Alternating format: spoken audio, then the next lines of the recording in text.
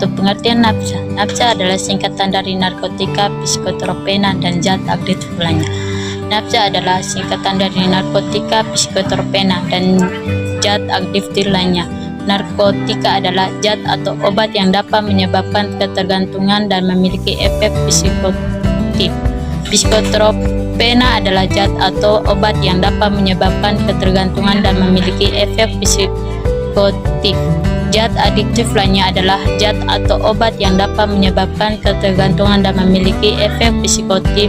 Semua zat ini dapat menyebabkan ketergantungan dan memiliki efek psikotif. 2. Jenis-jenis nafsa. Golongan stimulan. Stimulan adalah jenis nafsa yang dapat meningkatkan aktivitas sistem saraf pusat. Contohnya stimulan termasuk kafein, amfetamin, metamfetamin, dan metabolon. Stimulan adalah jenis nafsa yang dapat meningkatkan aktivitas sistem saraf pusat. Stimulan bekerja dengan meningkatkan pelepasan neurotransmitter tertentu atau dengan menghambat reuptake neurotransmitter tersebut kembali ke neuron asal. Hal ini menghasilkan efek seperti peningkatan konsentrasi, peningkatan energi, dan peningkatan data jantung. Contohnya stimulan termasuk kafein yang ditemukan dalam kopi dan teh, serta amfetamin dan metamfetamin yang merupakan jenis amfetamin sintetis. Metabolon juga merupakan stimulan yang kuat. Menggunakan stimulan dapat menyebabkan efek samping seperti detak jantung yang cepat, tekanan darah tinggi, dan meningkatkan suhu tubuh. Gelombang depresan. Nafsa gelombang depresan adalah zat atau obat yang dapat menyebabkan penurunan atau perlambatan aktivitas sistem saraf pusat.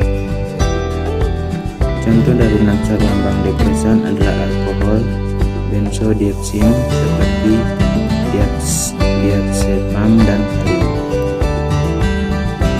barbiturat seperti fenobarbital, dan opioid seperti morfin dan heroin. Nafsa narkotika, psikotropena, dan zat adiktif lainnya dibagi menjadi beberapa gelombang berdasarkan efek yang ditimbulkan pada sistem saraf pusat. Gelombang depresan adalah zat atau obat yang dapat menyebabkan penurunan atau perlambatan aktivitas sistem saraf pusat.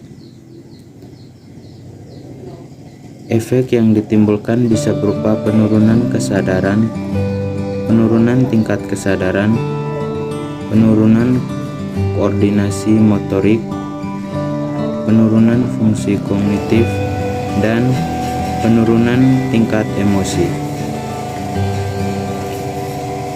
Contoh dari nafsa gelombang depresan adalah alkohol, benzodiazepin seperti diazepam dan valium, barbiturat seperti fenobarbital, dan opioid seperti morfin dan heroin. Penggunaan nafsa gelombang depresan dalam jangka panjang dan berlebihan dapat menyebabkan ketergantungan dan berbagai masalah kesehatan. C. Golongan halusinogen. Nafsa golongan halusinogen adalah jenis psikotropika yang dapat menyebabkan halusinasi atau persepsi yang salah terhadap realitas. Contoh dari nafsa golongan halusinogen adalah LSD, PCP, dan psilocybin. Nafsa atau narkotika, psikotropika, dan zat adiktif adalah zat atau obat yang dapat menyebabkan tergantungan dan memiliki efek buruk terhadap kesehatan fisik dan mental. Nafsa dibagi menjadi beberapa golongan berdasarkan efek yang ditimbulkannya. Salah satu golongan nafsa adalah golongan halusinogen. Halusinogen adalah jenis psikotropika yang dapat menyebabkan halusinasi atau persepsi yang salah terhadap realitas. Halusinasi adalah persepsi yang tidak sesuai dengan realitas, seperti melihat atau mendengar sesuatu yang sebenarnya tidak ada. Contoh dari nafsa golongan halusinogen adalah LSD, PCP, dan psilocybin.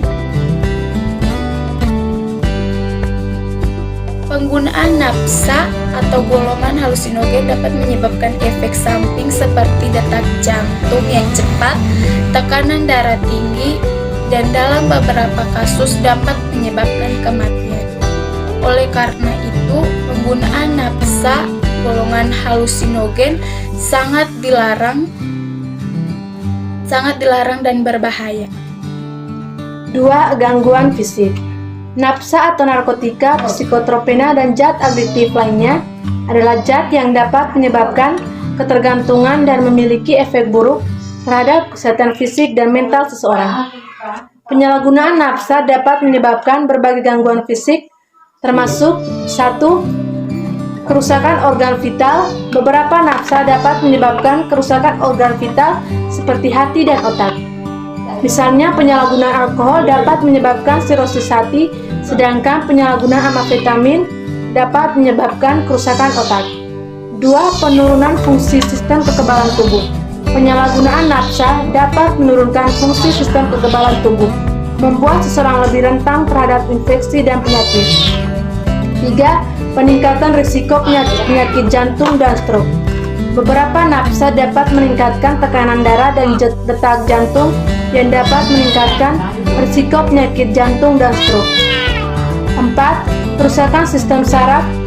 Beberapa nafsa dapat menyebabkan kerusakan sistem saraf yang dapat menyebabkan gangguan motorik dan koordinasi. 5.